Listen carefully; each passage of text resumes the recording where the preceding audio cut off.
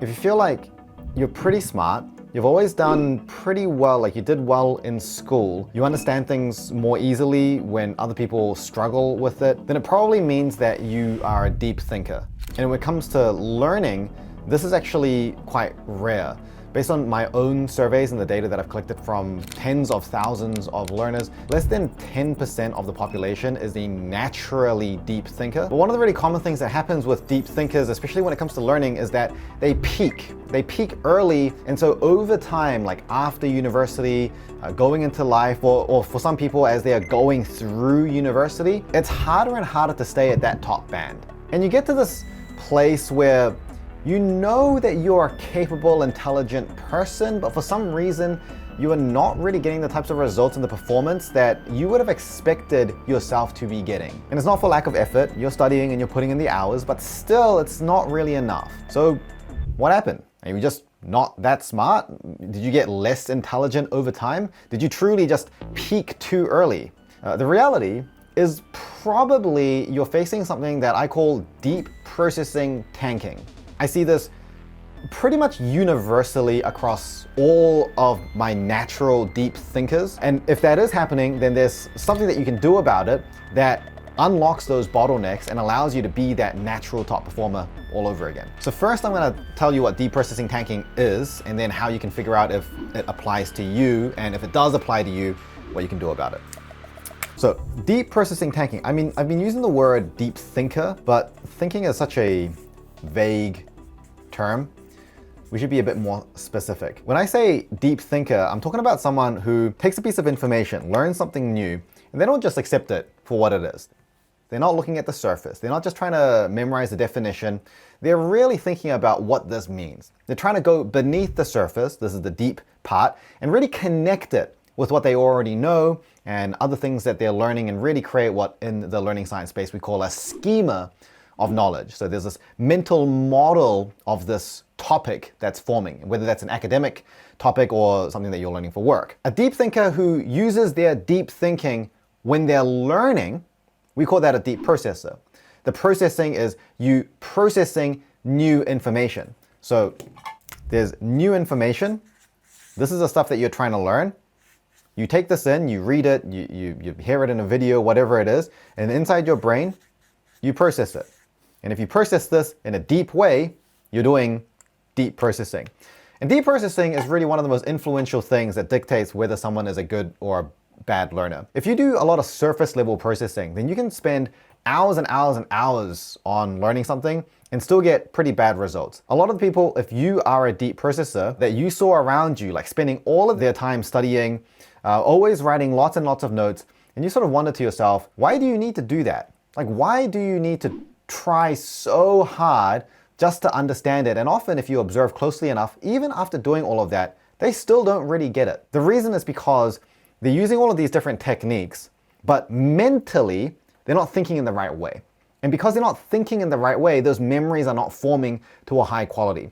Whereas if you're naturally really good at deep processing, then you don't even need those techniques. You just think about it.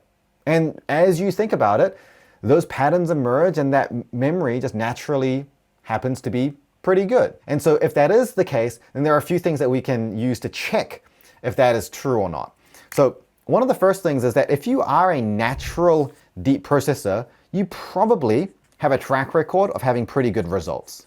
Like I said, going through something like school, you typically expect that you'll be in that top 20th percentile without really having to try that hard. When you do put in a little bit of effort, it's easier to maintain that sort of top 20% performance, probably even throughout university. And the only times you really struggle are when things are really hard, like there's an enormous amount of volume where you have to learn things to a really deep level. So a lot of people that enter into medical school, they feel really hit in the face because they are typically naturally good deep processors. They do really well in school. They go into medical school and now they're just surrounded by people that are just like them. And the curriculum is geared for that level. So suddenly now they're having to study like really, really hard because it's never been that challenging before. But generally speaking, if your deep processing ability is naturally really high, you're going to get good results without trying as hard as most other people. The other way that we can check is if you think a little bit about your actual thought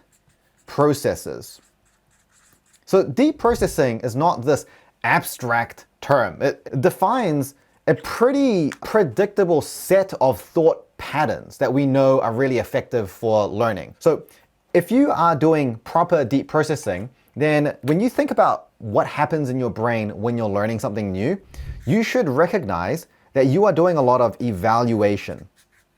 This word gets thrown around a lot in just, lay speak, but when we talk about it in learning science, evaluation means very specifically creating a value judgment on something. It's taking a piece of information and asking yourself, how important do I think this piece of information is? Is it more or less important than this other piece of information? If I told you to rank it, you're having to really make a ordered decision about what comes first, what comes second. So most people, when they're learning something new, they don't do that. They read a page, they get to the bottom of the page, and what they're focused on is just, did I understand that? Whereas if you are naturally a deep processor, then as you go through it, you're having a lot more thoughts and a lot more questions about that. You're asking yourself questions like, how important is what I just learned? Why do I need to know that? How would I apply that for my own context or my own problem? Why did the author choose to explain this thing to me? What was the purpose behind it? You ask yourself questions like this all the time. You also do a lot of comparison.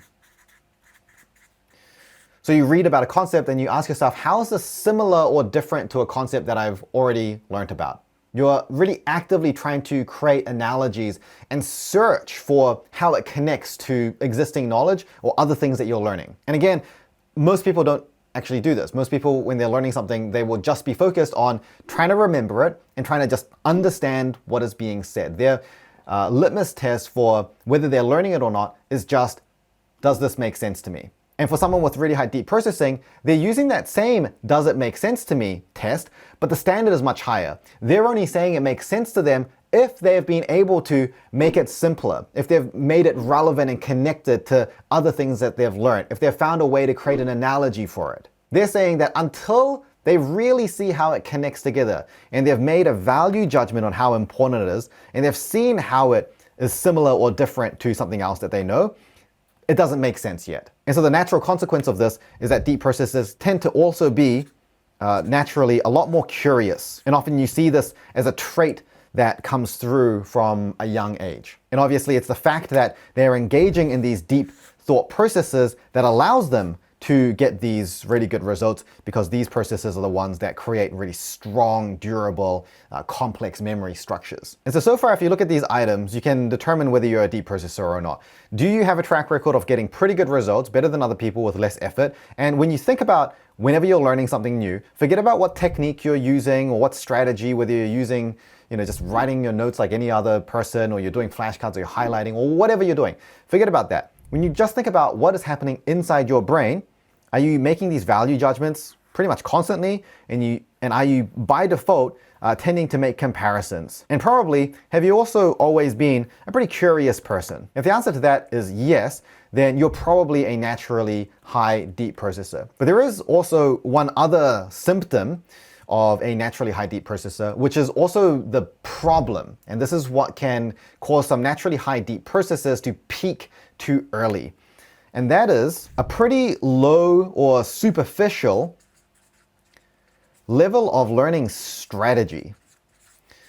Naturally high deep processors and deep thinkers don't tend to have very sophisticated and effective learning methods, which is ironic, but actually makes a lot of sense. If you are a competitive athlete and you can lift 100 kgs with one hand, no problem, you don't need perfect technique to lift up 5 or 10 kgs. Because the majority of people are not like you, do not have that really high natural deep processing ability, school curriculums and standards, university examinations, things like this, they tend to be geared towards the average person. And so for you to do well in those types of situations, you don't need any special strategy. You can use really any strategy of learning that you want. Because your brain is habitually thinking deeply about it, it doesn't matter. And it's this combination that creates deep processing tanking. And this is really what is happening with that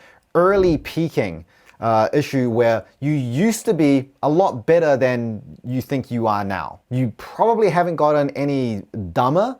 you've just reached the limit of the strategies that you're used to using. And by the way, if you're wondering about whether you do have high deep processing or not, and you actually want to have that assessed, I do actually have a free quiz that I created where I ask you a bunch of questions. It takes a few minutes to do it, and then it will actually do an estimate, about 80 to 90% accurate, I think, on your deep processing level. So if you're not quite sure based on what I've told you so far, or you also want to assess some of the other dimensions of learning outside of deep processing, then you can take a look in the description. I'll leave a link for you to do this free quiz. Now, as a learning coach, one of the telltale signs that I often see with people that have this deep processing tanking issue is when you look at what happens to their performance during transitions.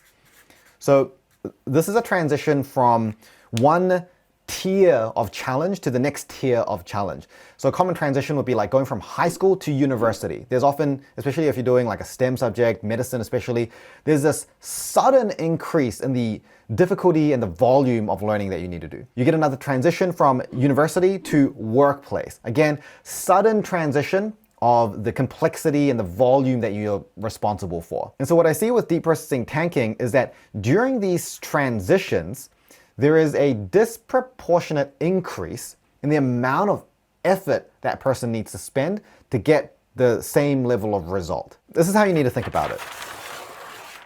If I draw this graph, time on the x-axis, what happens as you go through school, time passes, what's also happening as time passes is that the level of challenge is also tending to increase. And so your performance, if we draw that on the y-axis, in the early stages tends to just generally increase. And there are three major levers that create this upward trend. That is the amount of time or effort that you're spending. It is the strategy that you're using for learning, and there is your natural processing ability. So for most people, when the challenge increases over time, they start by first putting in more time and effort.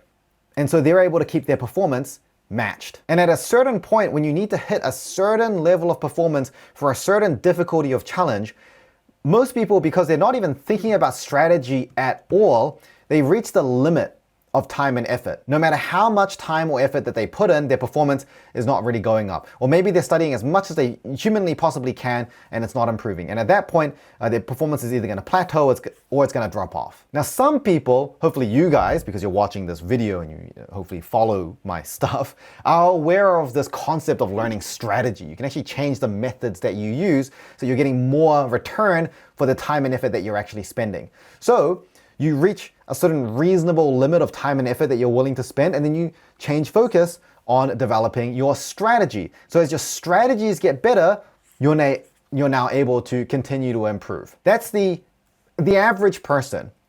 Someone with really high deep processing skills, they often can just skip this entirely. And purely by just adding more time and effort, they can just make that go all the way through until they hit some level of challenge that's often significantly more difficult than what they were doing before. And at this point, the gap is exposed because they have not improved their strategy since all the way back here. Whereas the average person has been continually improving their strategy all throughout here because that's the only way that they were able to improve during that time. When your deep processing is strong enough, you don't have to think about strategy at all. And before you know it, you're in the middle of the ocean, but you don't know how to swim. Now, this line, this is different for everyone, right? If your deep processing is super, super, super strong, like you are an outlier, you are an anomaly, then this line may just never come for you. And you would be in that sort of just natural top 1%, top 0.1% of performers. For some of you, it happened when you started uni, when you started work, when you got a promotion. You can think about a time in your life where you were really good at things. Things were easy, and you can fast forward, and at a certain point, it wasn't that easy anymore. And you gotta ask yourself, during those 2 points, did my strategies improve and grow enough to cover the difference in those two conditions? When it went from level 3 difficulty to level 7, did my strategy also go from level 3 to level 7, or did it only go from level 3 to level 4? Now, the good thing is, as you've probably already figured out because I'm talking to a bunch of deep thinkers, is that you can actually train your deep processing ability, and you can, if you learn the right strategy, start improving again. And often your ability to improve is much faster than the average person. Because for the average person, the thing that eventually limits them is their deep processing ability. They have great strategies, they're very proactive, but their natural processing habits are still a little superficial.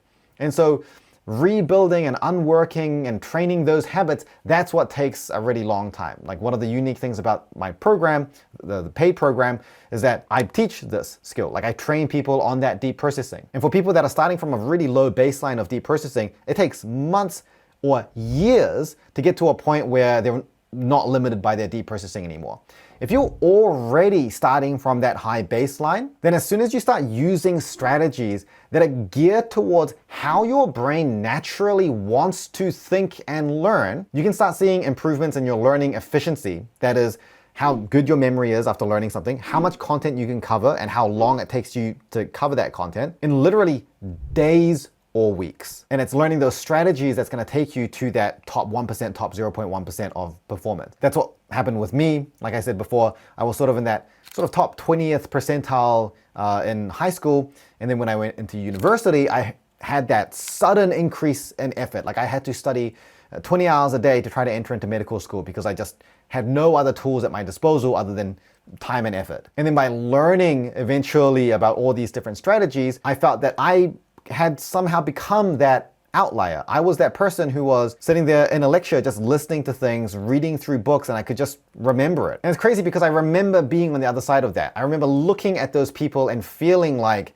they're just built different. And in a way, they are, because their natural deep thinking is because of their genetics and early childhood experiences that sort of shaped their brain to be that way. So I guess they were built different. But the good thing is that we can continue to rebuild ourselves to be like that. So if you feel like you are a deep thinker who is sort of getting left behind lately, then I would strongly recommend trying to pick up methods and strategies that align with your natural thinking ability. If you want a good place to start, I'd actually recommend checking out this video that I've created on thinking on paper, which is a really, really great strategy that deep processors can often pick up very quickly. As I mentioned, I also have a paid program for those of you that want to go in more depth as well. I'll leave a link to that in the description as well if you want to check it out. But otherwise, thank you so much for watching, and I'll see you next time.